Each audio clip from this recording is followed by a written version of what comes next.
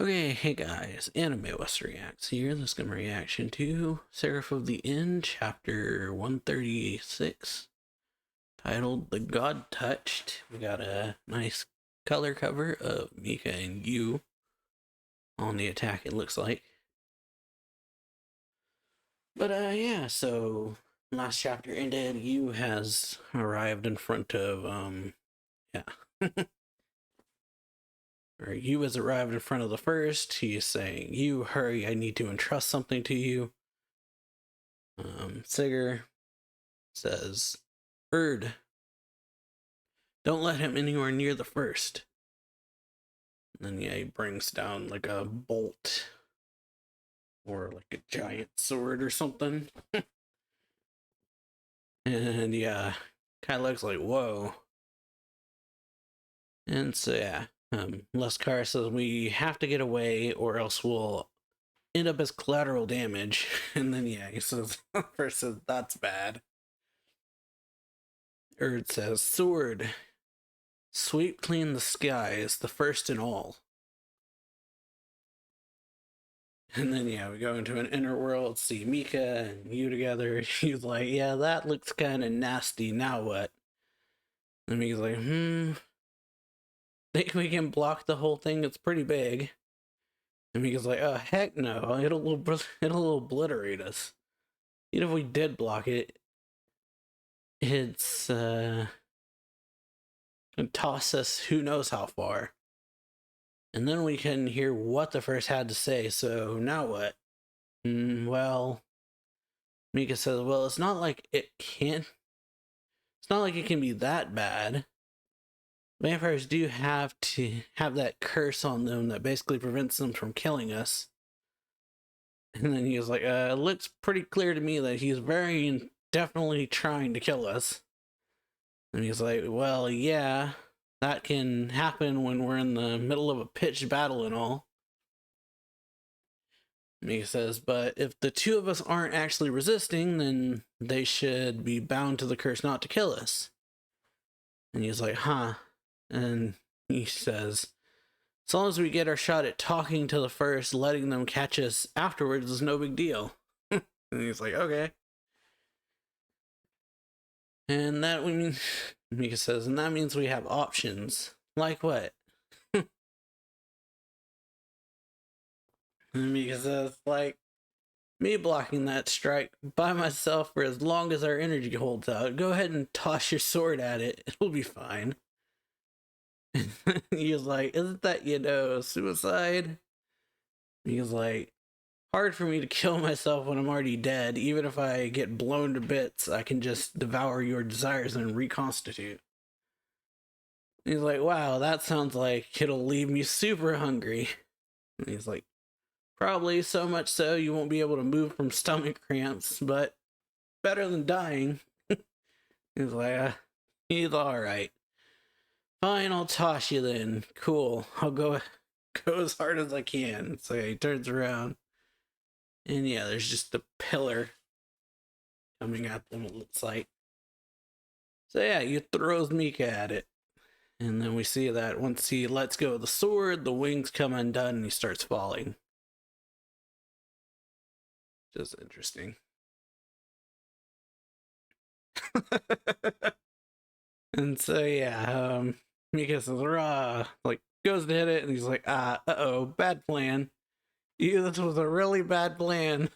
And then we see, yeah, back over to Cruel and Farad.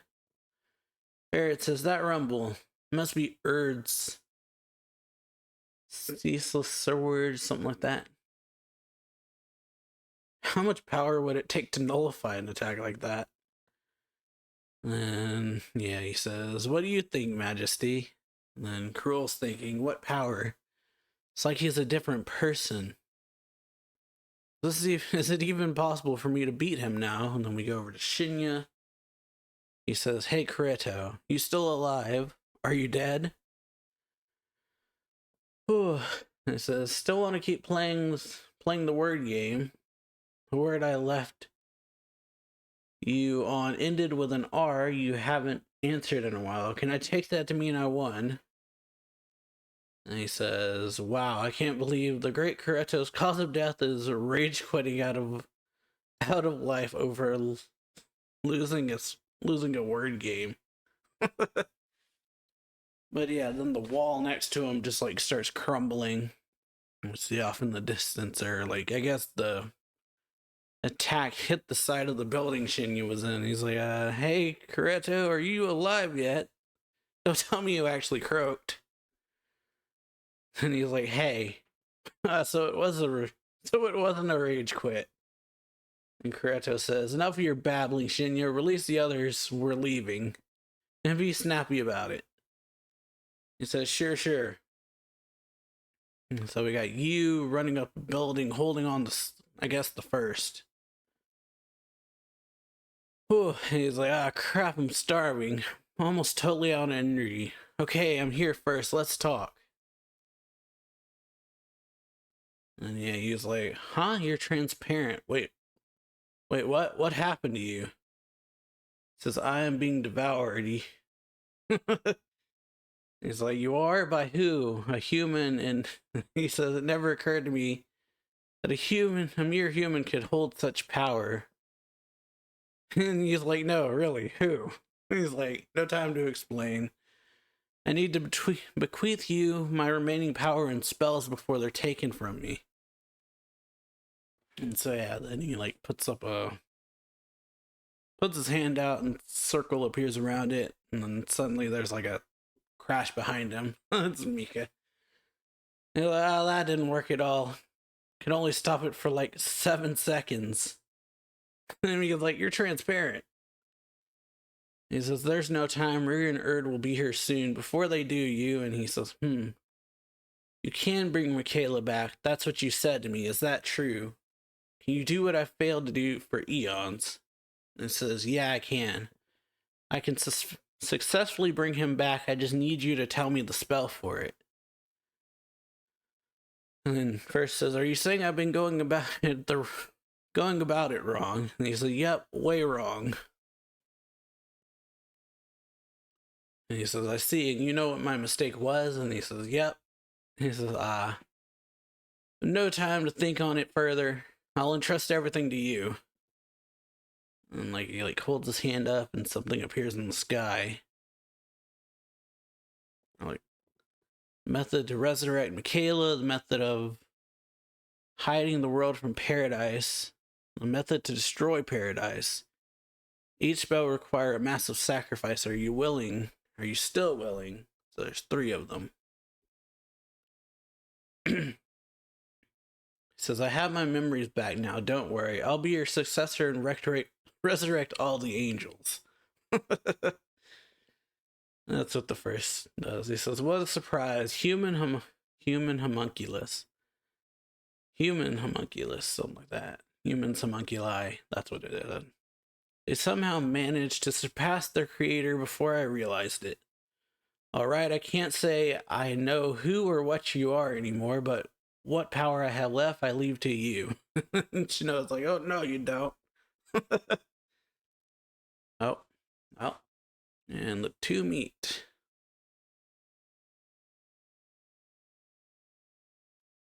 He says, why? What will you use all this power for? And Shino says, for love. He says, that's human. That's a human for you. A very self-centered reason. It's like, and you're any different. I saw much, but I didn't foresee this day ever coming. He says, my wish I bequeath until the next generation, as he disappears.